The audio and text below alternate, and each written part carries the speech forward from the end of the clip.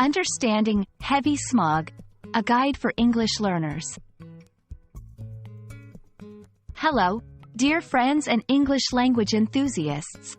Today, we're going to explore a phrase that often pops up in news reports and daily conversations, especially in big cities around the world. We'll delve into the meaning of heavy smog and use it in different contexts. Whether you're in London, Beijing, or Los Angeles, understanding this phrase will help you describe the air around you with ease. Heavy smog is a phrase composed of two words, heavy, which describes a large amount or intense degree of something, and smog, a type of air pollution. Smog is a blend of smoke and fog, which can reduce visibility and harm health. When we combine heavy with smog, we talk about a very dense or thick layer of smog that significantly affects an area. The term smog was first coined in the early 20th century and is a portmanteau, which is when two words are combined to create a new word. In this case, it merges smoke and fog to describe a common environmental phenomenon, especially in industrial and urban areas.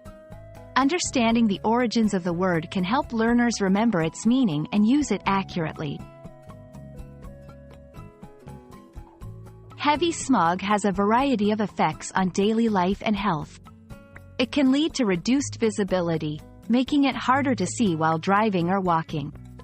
Health-wise, it can cause or exacerbate respiratory issues, like asthma, and long-term exposure may lead to serious health risks.